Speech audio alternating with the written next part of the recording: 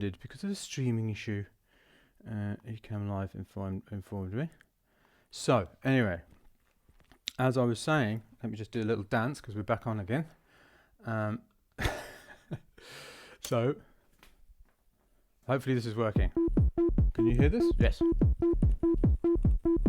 Right, so that's working. Great. You can hear my voice, and it seems that our internet connection issue is over, supposedly. I've got the chat up here. Appearance. And hello YouTube, hello Facebook, hello Twitch, and hello nobody. Nate and Steve. I can see chat messages. All right, so I'm changing. Right, if you've been on any of my earlier live streams, it works. Mikhail, good to see you, Mikhail. It's been a while. Anyway, so, and I'm all. Let's do this little dance. Another little type of little dance. Oh, what a morning I've had. So it's like 5:20 in the morning. I've already had the day to beat all days in terms of issues. And Steve, Rich, Jordan, good to see you. So anyway, if you've been on any of my earlier streams, you will have seen that this place looked different. So that was here, and my computer was facing that way, and I had a webcam on top. Keyboard was over here, and this was over there, and this was on that table. And what has been happening, I've really got one of the things that I also did was I looked at some of my streams and I really got to stop fiddling around with the stuff at the back of my head. I realised that too. So what's happened was I was just going to carry on streaming and making music as I was, but then I got seized by some kind of demon of my past, and this demon of my past is a live demon. In that, back in, I think it was around 2009, it was around maybe it was 2008, because it was around the release of my second album, which was an absolute nightmare to make. But anyway, the release of my second album, Songs Without Words, I decided that I wanted to start playing live. But like electronic music live, not with Ableton Live, but with a looper. So I got I can't remember what it was now, but it was a kind of guitar looper. It was like, it wasn't like this. It wasn't a plastic thing. It was a metal thing, and it had 4 tracks. And I just knew it was the looper that Reggie Watts used. So I thought, well, it's good enough for Reggie, then it's good enough for Mike Monday, for sure. And so I got that, and my idea was to have a laptop. And remember, this is 2009, so I know this isn't a big news anymore. But so to have a laptop and to be essentially be playing stuff on a keyboard and with an electronic wind instrument into this looper, and to be able to make music live. And I actually did. So I did this, and I actually did 2 gigs with it. One was in Denmark, in a town called Aarhus, I think it was there, and that went amazingly well. And that was the first gig I ever did doing that. And then the second one was in at Miami Winter Music Conference, and it was in the Apple Store in Miami. And it was like, so I was behind, and it was me and 3 other really great, artists. Not that I'm a really great artist or anything. They were great. I was just, okay. Anyway, I was behind the Genius Bar, and the people who came to the gig were just sitting there, like, I don't know, a few meters away, and all the lights were on. So it wasn't it was very, very scary. Second time I'd ever done it. And we'd had all sorts of problems with the wrong power supply. The record label, like everybody who worked at the, well, maybe not everybody, but loads of people who worked at the record label on a Saturday had gone out into Miami looking for this specific type of power supply so I could plug my looper in. So I couldn't practice beforehand, and also the problem was that I think I'd done the gig in Denmark. It was like, I think it was 2.5 weeks beforehand, and it had gone so well that I got complacent and I didn't practice enough. Anyway, I managed to get on, and it was an absolute even thinking about it now. This is kind of a cathartic moment for me, guys, just explaining this to you. I've never really shared it in public before. So maybe I need to lie on a couch or something. But anyway, so I did this gig. There were like all of the well, I don't know whether all of the top people from what was iTunes back then. But anyway, so some important people were there. I'd invited various people to there. My collaborator at the time, Will Saul, he was there. Like the boss of my record label, Own Records, Chris Smith, he was there. Like just everyone, like my agent.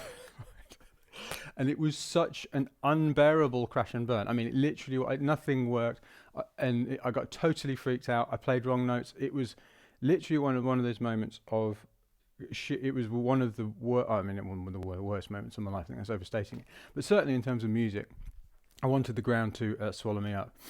And I'm ashamed to say, maybe ashamed is too strong again, but I'm ashamed to say that kind of paid to me developing this kind of part of my musical ambition. At that point, I just didn't do it anymore because it was what I wanted to do at that point. Anyway, fast forward however many years it's been, so that was 2009, so it was 11 years ago.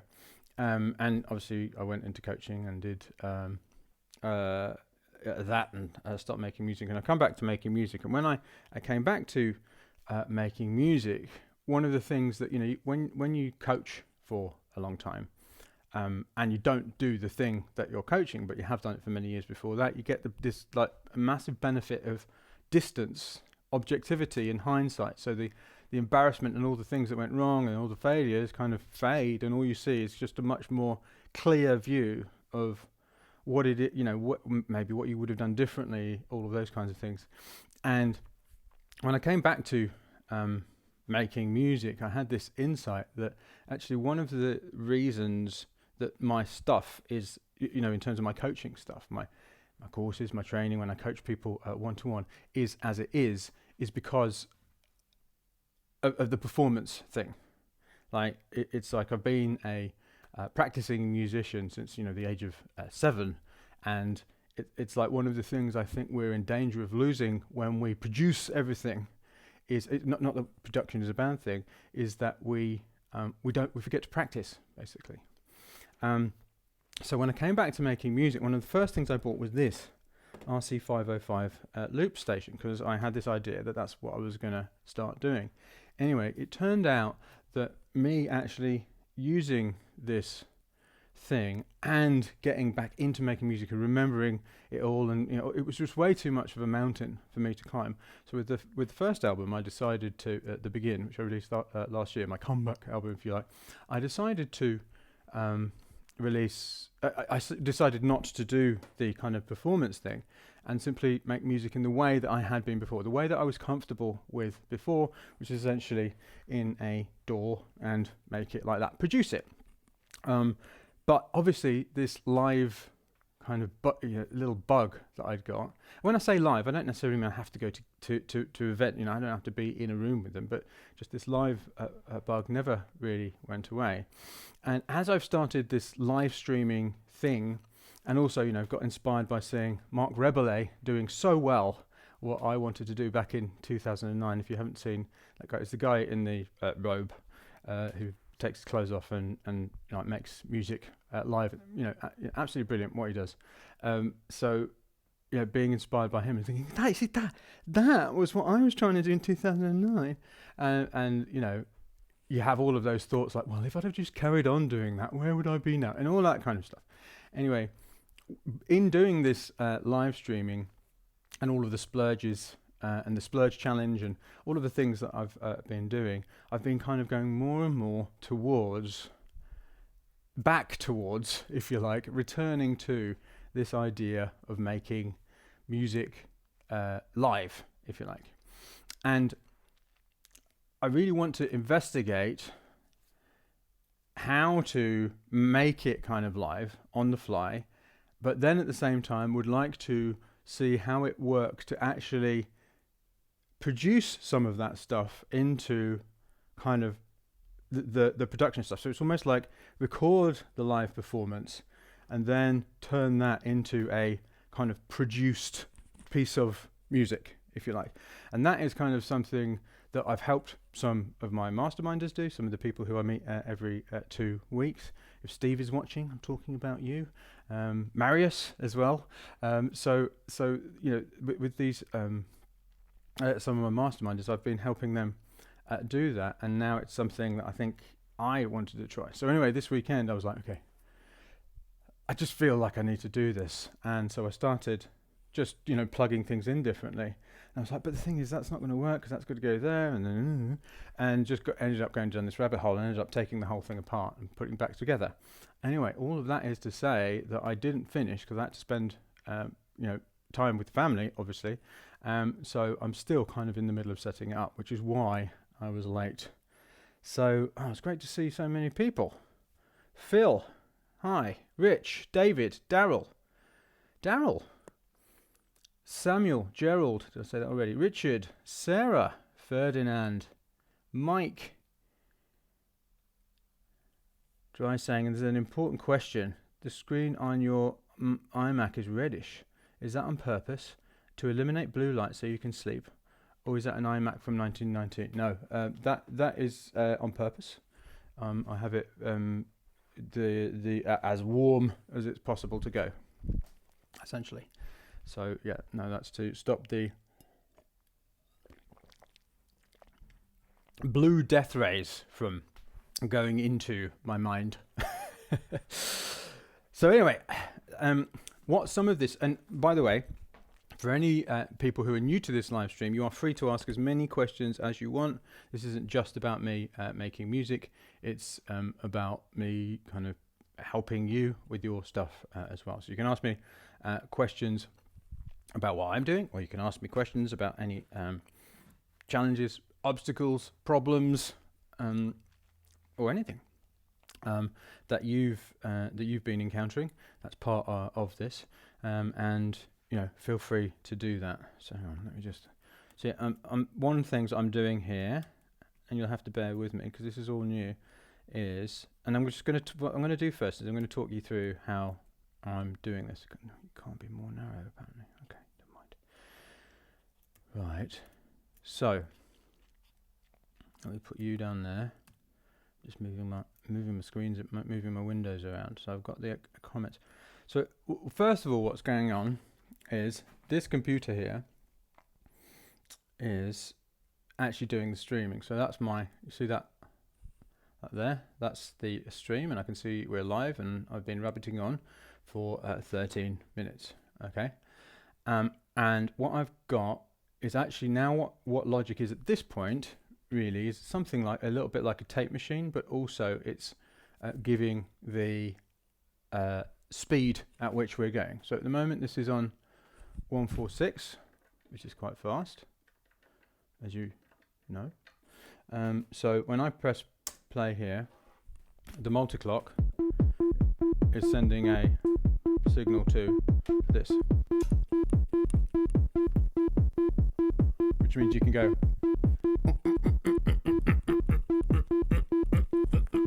yep. Now what is also happening is that I've also got the tempo going to this looper, at least I hope I have, via MIDI. Okay, through I don't know where that's going from, but anyway, it's going from somewhere. So basically that will be in time, and what I am using, so this, the sound out of this is going directly into my sound card down here, my audio interface down here, not through the looper, because the looper will record whatever goes into it. Okay, so basically this is separate, and eventually I'm probably going to have either this or this, maybe not that, maybe probably this, being separate too, I think. Anyway, going into the looper. But for now, I'm not going to worry about that, and I'm not going to worry about that at all. So we've just got this, and I'm using this, okay, and I'm using main stage with this, and I don't know, hopefully this is working. So, now, can you, somebody tell me, can you hear that? Hang on, I'm going to keep quiet. You must be able to hear that. That's not just coming through the headphones, surely. Can somebody tell me, can you hear this piano? Can you hear F minor now?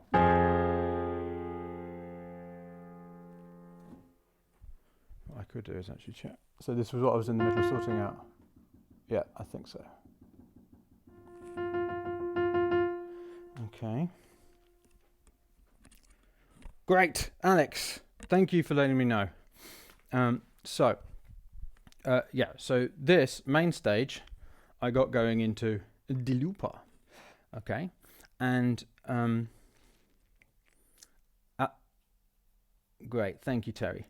And then in main stage, I've got to set up the various different sounds. Yep.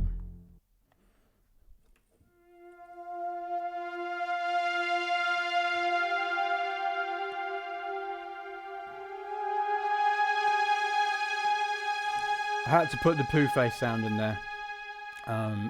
In fact, I think I might rename it as Poo Face, because that's obviously what it is. Anyway, so, and I just got those three sounds in so far. So now that is going to the looper directly, because I've got it connected to the USB of the looper. Okay. And at the moment, that is it. Now, the other interesting thing about this is, well, vaguely interesting. Not that interesting, kind of interesting. And the other thing is that I've got other cameras that I'm going to start to use, but I haven't got this sorted out yet. I'm doing this step by step, right? And I mean, one of the things that I want to do on this live stream, you know, the continuing live streams, because I'm going to be doing at least 4 a week like this, is actually be kind of demonstrating how I'm getting to be good at this. Because I had a couple of tries at kind of looping live and making music on the fly, and let's just say it wasn't great. So and I was like, you know, because you know there's a conflict, there's an internal conflict here, because you don't want to, obviously you don't want to, in public, you don't want to like wash your dirty laundry, if you like, and just be rubbish. Okay. So, but I thought, you know, actually that would probably be quite valuable. And I've said this to quite a few of my coaching clients, is that if you're not ready yet for the public, that would actually be a valuable journey to see somebody who isn't very good get good, yeah, over time. Because people only see the finished product so often.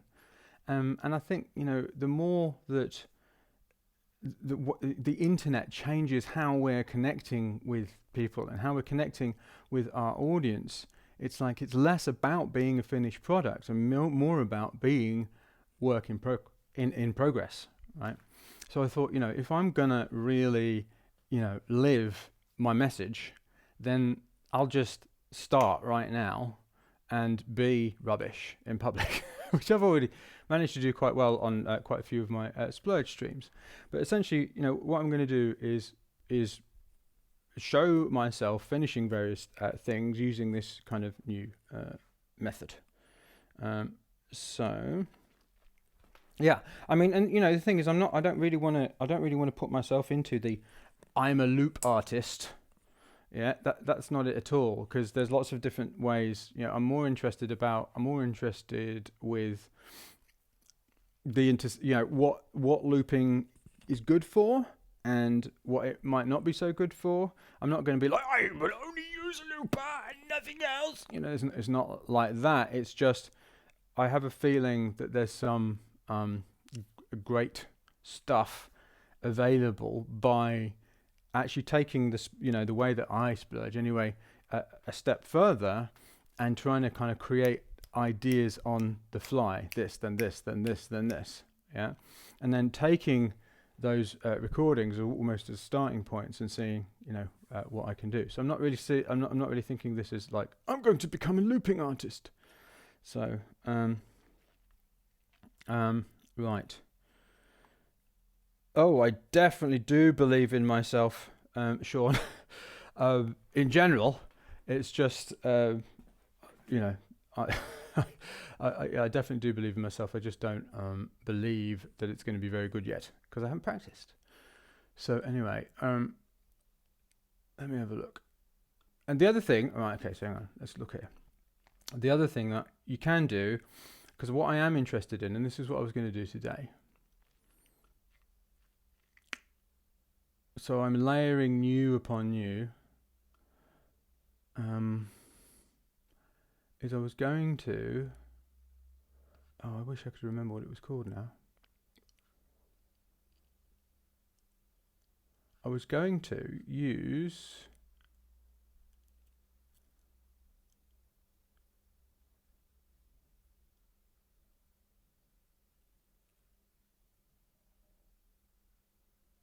Having it. That was it, I think. I don't know whether you can hear this. Maybe you will be able to.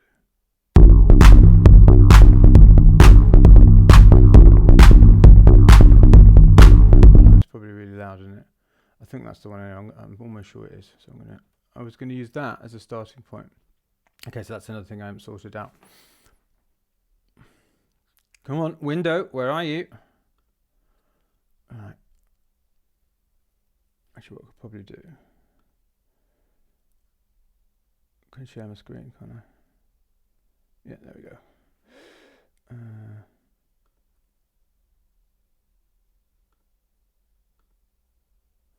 So this was a splurge that I did. Oh, I know what I haven't done as well. I might have to download it. So where are we? Having it was called.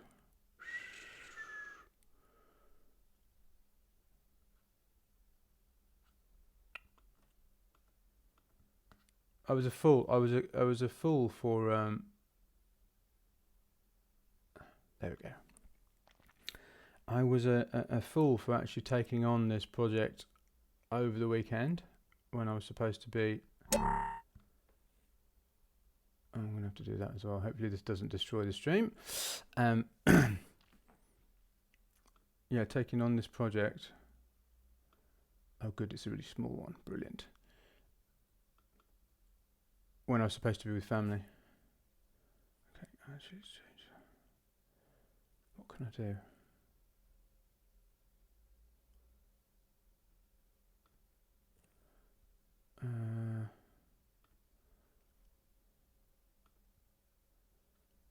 Camera.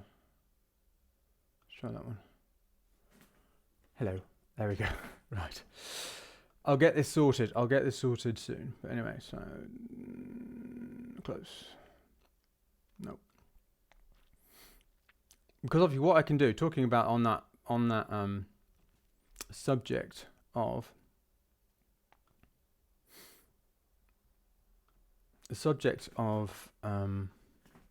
being half looper and half not looper, and not being a looping artist, just using it almost as a tool.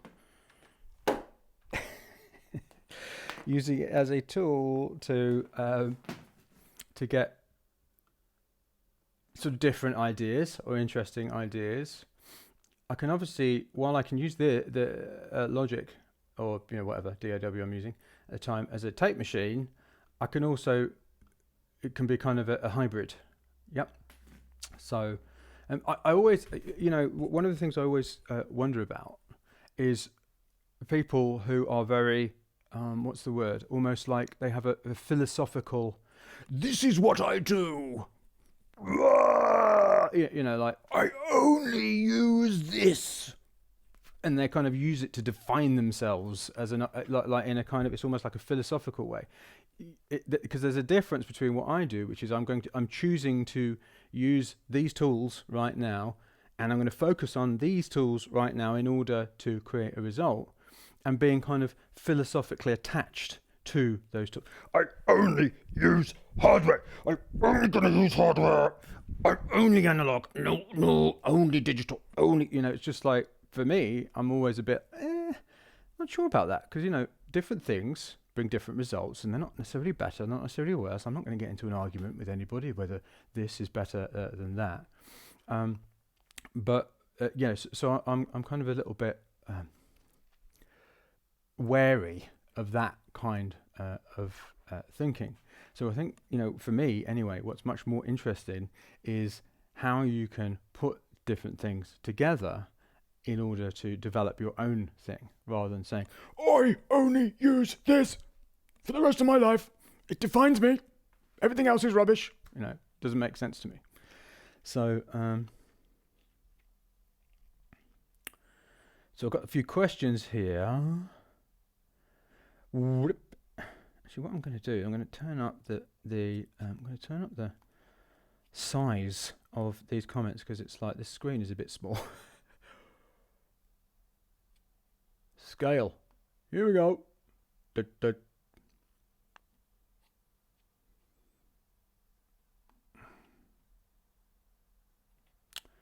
we are.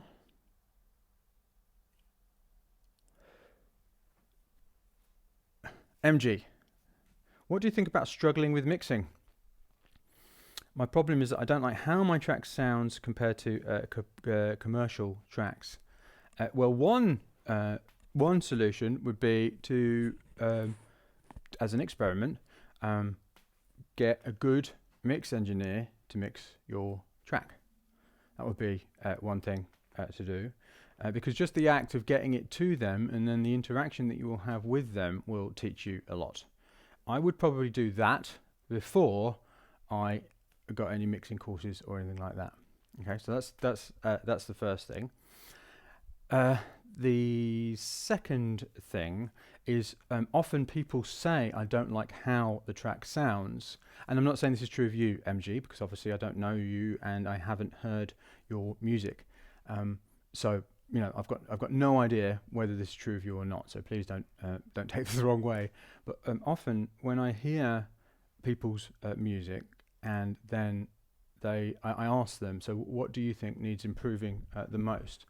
And they'll often say, well, it's the mix. I don't like how it sounds, because it just doesn't sound like, professional music. It doesn't sound like the music of my heroes.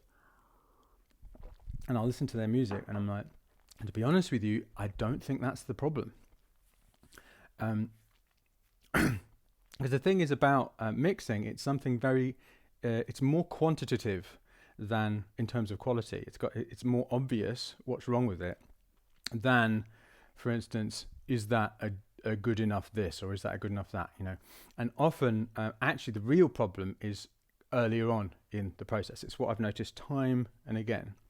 And when I've worked with people to focus on that earlier part of the process, actually the mixing kind of becomes less important.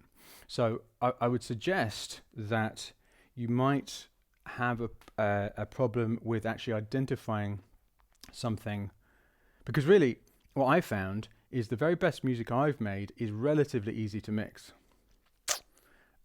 So just because it's kind of got something, which means it can be simple. And when it's simple, even complex music is quite simple in terms of the number of things that are playing at the same time quite often. Not always, obviously, but there is always an exception to a rule. So it's like, oh, you don't like, but what about this? But what about that? And it's like, yeah, there's always in music, there's always an exception to a rule. In general, though, even complex music in different ways is relatively simple. So yeah, I mean, I think one of the, I mean, again, I don't know how much, how much mixing you've done, but one of the things I have noticed with people struggling with mixing is that they're trying to do too much. They're trying to do way, way too much. They're putting too much stuff on everything. The way I think about putting more stuff on various different channels is that I'm actually opening up the gate to many more problems. Yeah. So I try and mix as simply as possible, and if it's not working when I do that, then I've made an error, or maybe a wrong, not a wrong. I've made a choice earlier on in the process which wasn't ideal. So, for instance, sound choice. For instance, crowding a particular area of the frequency range. For instance, not being clear about what the actual thing is, that the main thing of this track. The tension and release not working. All of those things will actually make it sound bad. Okay? And it's actually not the mix. Really, what the mix does, what a good mix does, is it makes the music more of what it already is. Okay? That's how I see it. Anyway, so.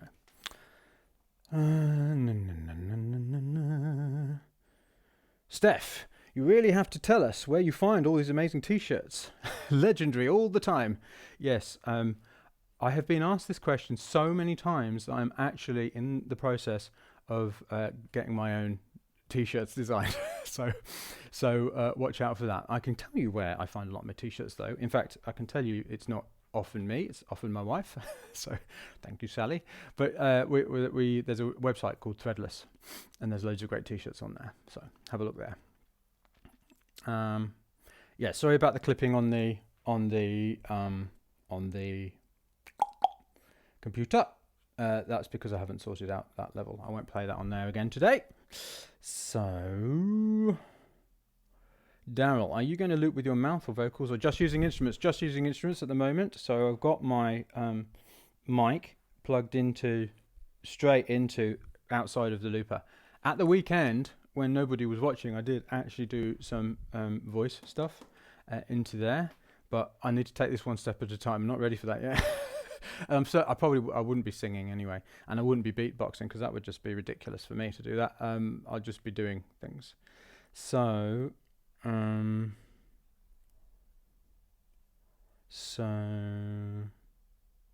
oh, sorry, got the wrong camera. There we go.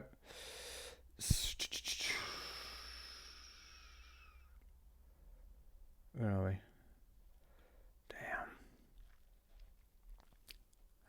Damn.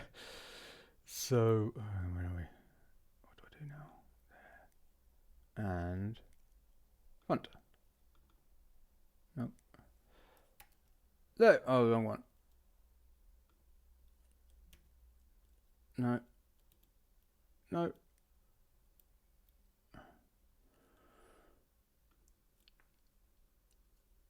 Okay. Let's do this. All right. Back on that one. Sorry about that, folks. Yeah, I've also got a Stream Deck app on my phone. In fact, let's just see if it works, because that might actually make it easier. I wasn't going to use it, but then maybe it won't work. It's the FaceTime. Let's see if it works. Okay.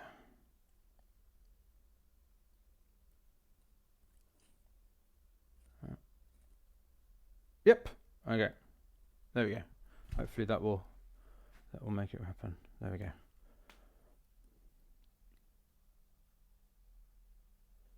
Right. And I was talking to Sally about the carpet the other day. I was like, that rug, it's not a good rug. The only reason we've got it there is it was a really cheap rug, and because there's quite a lot of traffic that moves this way in terms of children and oh god, what's going on? Children and people. Damn it! Come on. Oh man.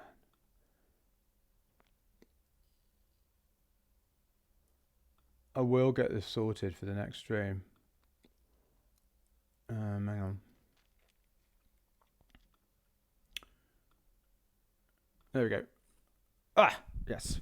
So, yeah, this rug, and we got this really, really cheap rug, and it's absolutely vile. It's more of a kind of covering for the carpet. So,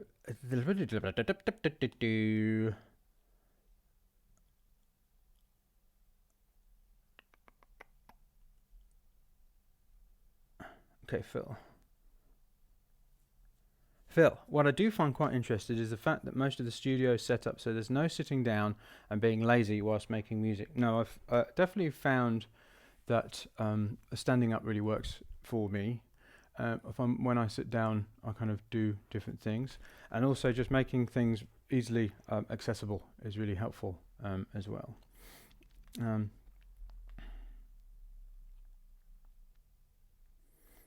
How are the DB? Phil's asking, how are the DB7s? Was a toss-up between the head Type 20s and the EOS Acoustic DB7s. Went with the three-way heads in the end. The DB7s are great. Music comes out of them, and they're great. Yeah, I mean, I really like them. I am relatively. How would I describe my relationship to equipment in general? I'm not super like into. I am, obviously, because they make music. So, for instance, anyone who's seen any of my live streams will hear me banging on about the DFAM all the time. That's just because there's something about it that I really love. But I don't try and find the best. I try and find something. I mean, I do try and find the best, but it's not something that I would put up front of anything else. I don't really know how good they are compared to anything else. They do the job. Music comes out of them. I listen to them. They seem clear. They seem very flat. They don't make things sound amazing or anything like that. And so, yeah, that's it. They're great. But then I haven't tried 1,000 other types of speaker. I mean, the ones I had back in London were the Adam. Was it the A7s? I can't remember. And all I can say is I prefer them to those because I found the Adams just really hard to get on with at that time. Not got nothing against them. It's just I found it just didn't. Where these seem quite fine, but I don't know. I mean, I'm not like I'm not that kind of a nerd. I'm a different kind of a nerd. So, cool. Right. So what I'm going to do here. So we've got this open, and let me just turn off the. It's very frustrating. The webcam that I use, which is a Logitech C922, right? That one there, yeah. There's this software called Logitech gaming software where you can actually control the thing like so. Whoop, yip, yip, yip, and you can go, ooh, ah, ooh, and like this, ooh, right, ooh, ah, ooh, but unfortunately, it never saves the settings. It never ever saves the settings. Phil, please don't worry about getting me sidetracked. That's part of this. That's just how we roll here.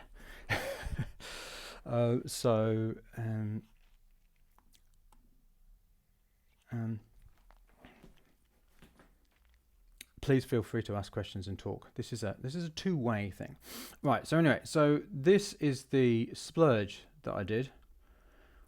And I did it in about 3 minutes, I remember, because it was one of the countdown splurges. So I used a timer. And I had to do as many splurges as possible in half an hour. Okay, and this was one of them. Hopefully we can hear this.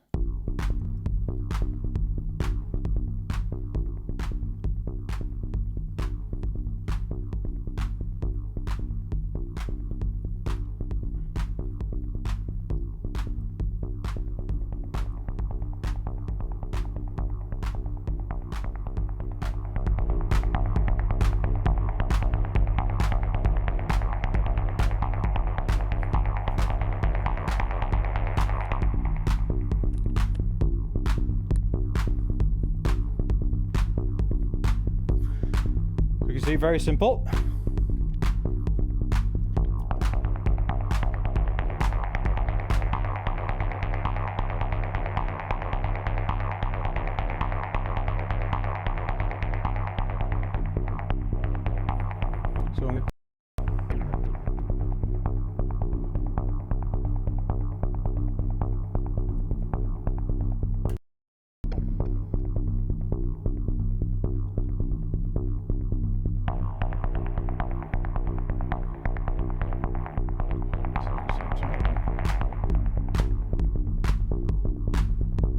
hear me playing it in live there.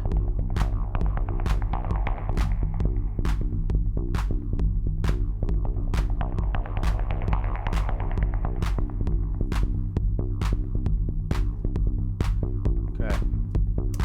So what I'm going to do is I'm going to add some stuff to this, and some of it is going to be, if I pluck up the courage to do it. Still feeling the fear. Why didn't I do this on Friday when no one was watching? Oh, I'm a fool. I'm a fool. Multi-clock. Alright, so is this going? Yeah. Okay, cool. So what I'm going to do first, I think, is I'm going to add a... okay, so we have a question from Gagung. So, hello, how many splurges do you listen to in one sitting? Any minimum or maximum? And if so, why? Good question. So, I don't really have a number, and often it will depend on how many I've splurged. So, for instance, when I've done a 100 splurge challenge, and by the way, for anyone who's wondering what on earth a splurge is, it's how I start all my music, and it's how lots of people start all their music now, because of what I've suggested, and you just basically make music without any focus on editing, without any quality, just go like that. So sometimes I do a 100 splurge challenge, and out of sort of a 9-day period of splurging, I have to listen to 100 splurges. So in that situation, I will try and do it in as short an amount of time as possible. So maybe over a couple of days or something. But there isn't, one of the things I am aware of is that the more that you listen, the longer that you listen, the more your kind of ears get tired. So one of the things I do is I make sure I'm not listening too loud. And often what I will do is take breaks. But at other times, I'm not doing 100 splurges in a short amount of time. I'm just doing one splurge every day. So maybe, or a couple of splurges every day, or 3 splurges every day or something. So I'll have a maximum of 21 in a week. And, I'll just listen here and there. I don't, the only rule I really pay attention to is how long it is between actually doing it and then listening back to it. That is the most important thing for me. And it's got to be, for me, at least 7 days. So there isn't a really big thing. I mean, if I notice myself getting tired, then I'll just stop. So there we go.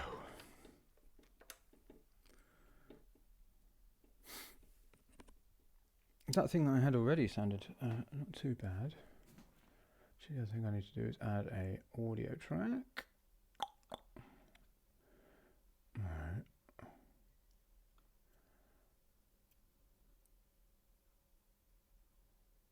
What is it? I've changed this around, so I think it's USB 3. The input. Actually, I need to save this as something else.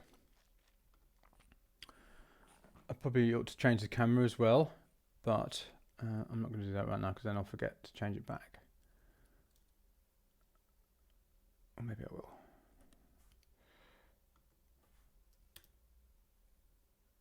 There we go. Okay, so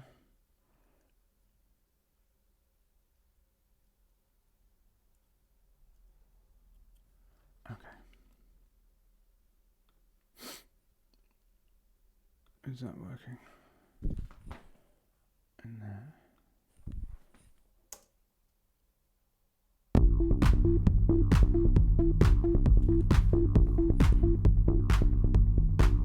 Yep.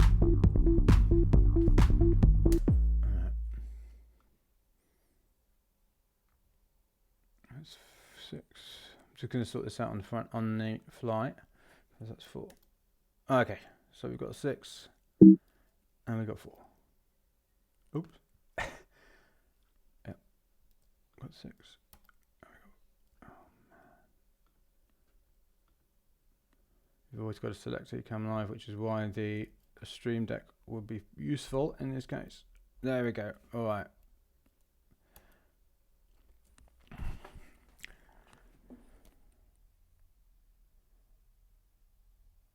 Does this work? Yes. There we go.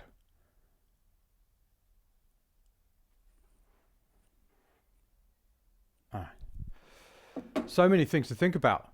Right. Where am I now? That's the wrong one.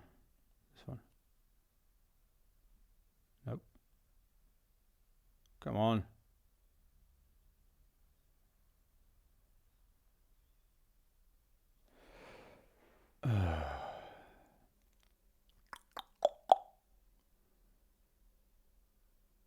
Right, come on, Mike. Sort it out. Sort it out. Let me all hear you chanting. Sort it out. So there we go.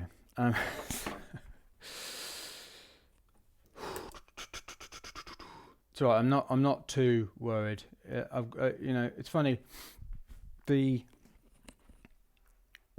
an old fart as I am, I'm still very much in the finished product mindset, and I'm trying to, as you can see with all the things I'm doing, I'm trying to move into the more modern, which is the nothing is a finished product mindset out there. You get, if you watch, all sorts of live streams, it's just people just hanging out and stuff, and that's totally normal. Whereas I'm much more used to going, hi, I'm Mike Monday, and this is the place that I've all sorted out, and it's like, and I'm just trying to kind of get more comfortable with just being, which is more the thing I'm trying to do. So yeah, I get it conceptually, but it's still weird for me, having been so long a kind of finished artist type person, if you like.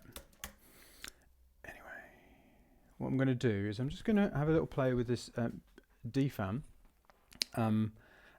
while I'm playing along with this. Actually, what I might do is, the thing I need to do is actually, there we go, edit this. Now, the reason I left those mistakes in there in the splurge was because I didn't need to fix them at that point, because I can fix them at any point. And if I'm not going to use something, if I'm not going to use a splurge in the future, that me fixing that would have been a waste of time, and it's not going to change that this mistake. The timing mistake here isn't going to change what I actually, whether I want to work on it or not, because I can hear past it, if you like. So that's why I didn't fix the mistake when I was splurging, just left it in. The other reason I didn't fix the mistake is often mistakes can be they can be where your best ideas come from. So I just left it. But now I'm coming back to the splurge, it kind of sounds out and hasn't made me go, oh, that would be a good idea. So now I'm going to fix it.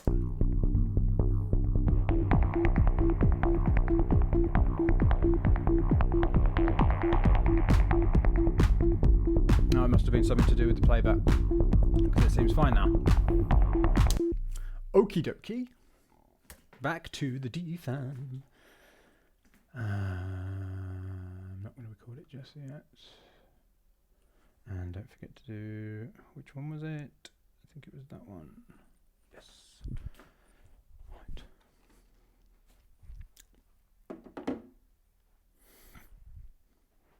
Yes, Rich. Everybody. Rich on YouTube. Let's clap Rich. He says, humanity is always more interesting than perfection. Too right. Daryl, isn't modern tech supposed to make things easier? It's interesting, not necessarily. Modern tech means you can do more things. That doesn't necessarily make it easier, though, does it? It is upon us to make things easier with modern tech. So,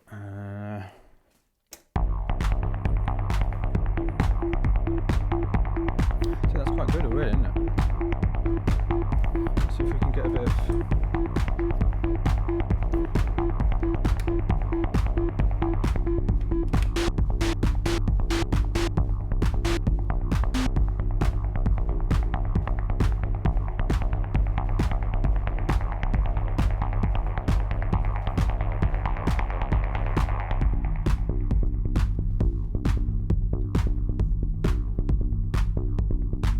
Okay, hang on a minute.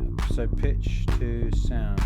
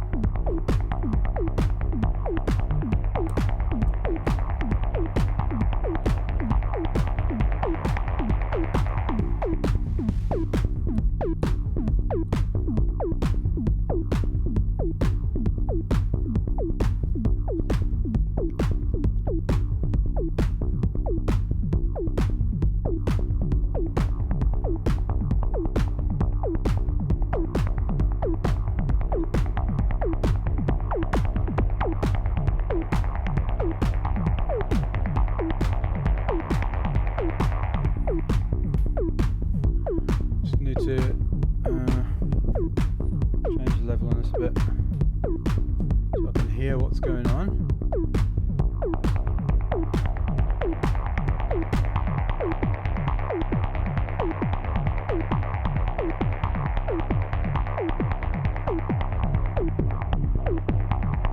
Let's check that on that. One thing that I didn't manage to sort out, I know, I think it's all right actually.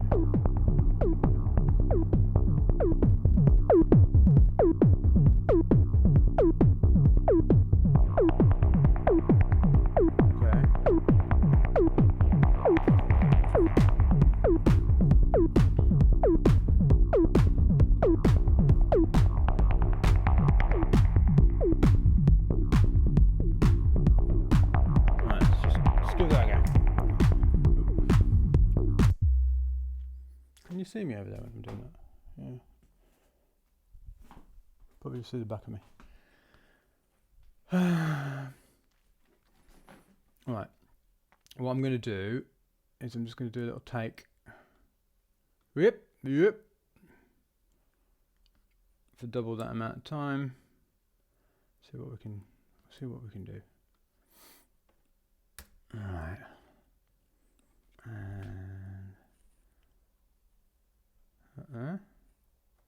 Yep. Here we go. So, why do I prefer Logic? Did you try other DAWs? Yes. I've used Cubase, Ableton, Reaper, Logic, and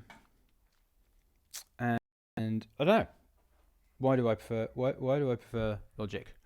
I don't. I'm just using it right now. I don't prefer it. This is what I mean about the equipment thing. I'm very attached to this little baby for various reasons. But I'm not like, way, I'm a Logic person or anything like that. It's just what I'm using right now. Why did I go to Logic? It was like, I think it was already there. It was already on my computer or something when I came back to making music 18 months ago. So I just started using it. That's the only reason. I've got Ableton as well, and sometimes I use that for other things. So there are a few things that bug me about Logic. So for instance, you can't sync you can't sync Logic to external devices using MIDI clock. But you can with Ableton. So I use Ableton when I'm doing that. But I guess Logic was already on my computer, and so I started using it. So then I just used it again and again and again, and lots of things are in Logic, and I've sorted out lots of things in Logic. So I've just ended up using it. That doesn't mean I'm not a Logic person. Everything else is rubbish. I'm not like that. So,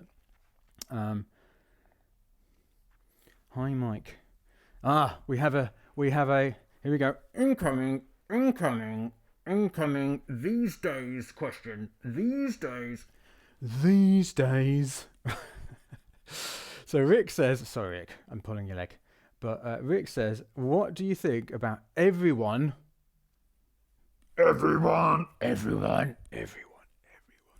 wanting you to fit into a genre these days? Everyone these days. Okay, so the reason I'm making those noises is that's just such a massive generalization, and also it assumes lots of different things. These days is one of those phrases that I use, I think everyone uses, but I find it very problematic in general, because usually when people say these days, what they're doing is they're making up some kind of rosy and actually probably highly inaccurate past that never really existed. Oh man, making a career in music is so hard these days. It's always been bloody hard. Okay, it was never easy. It's just, yes, it's hard in different ways. Yes, there are things that are different, but it's still hard. It always has been, and it always will be. Okay, and I know that's not the question you're asking, but similarly with the genre thing, it's always been the case. People want to know what you are and who you are, and they want to understand you. They want to be able to categorize you.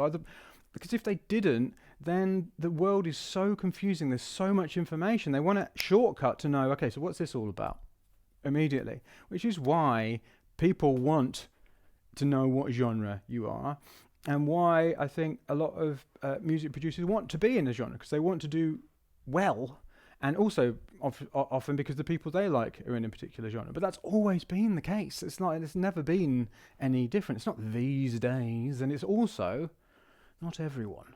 Okay, words like everyone and all the time and never and always are also can be problematic words. And again, I use them. I try and notice the language that I'm using. So not everybody wants to do that. So I don't think the way I think about genre is that it's a style which has been agreed upon by a kind of bunch of people. Yeah. And the way I'm thinking about my music is that it's a style that I'm coming up with. I'm in the process, and you're seeing me over time come up with a style that I am deciding upon. Okay, and one of the things that I am doing is working with elements of lots of different genres. So there are certain things I don't tend to do, but that's because I've chosen not to do them, or I can't do them maybe yet. But you can. So for instance, you'll see me sometimes making this, which is like 1-3-4 kind of techie thing, yeah, and then last week I was making, I don't know, something 84. I make things at 250 BPMs and, all kinds of BPMs. So it's like, but I can still sound like me within that context. But I have a problem with it, and it's not these days.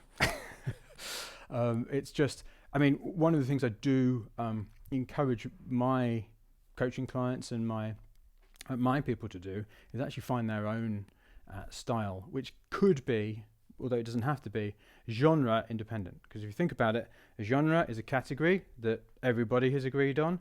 A style is a category that you are agreeing on for yourself. So,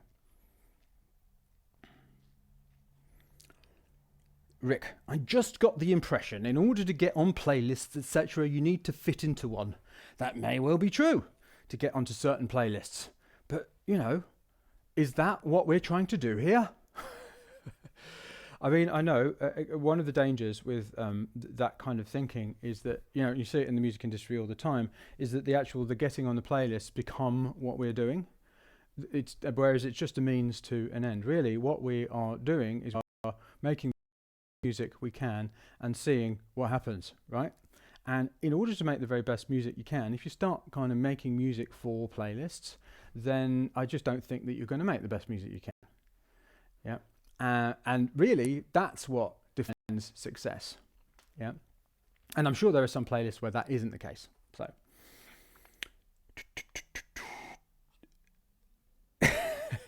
Rich says you're becoming an ace meme generator. Richard, one of my main problems seems to be finishing songs. No. Well, how unusual. Well, Rick, you've got a problem. Sorry, I shouldn't call you Rich. Richard, you've got a problem that nobody else in the world has. Only joking. To the completion of the composition phase, would you suggest using standard song structures like a B, B, C, A, D? Wow, that's a very interesting one. To practice finishing songs. Yes, I would. Anything that can lower the bar for you, then do it. Yeah, if you're struggling to finish songs, then go, okay, I'm going to remove a lot of the decisions from the actual creative process, and I'm going to make them up front. So that would be one of the ways of doing it. So,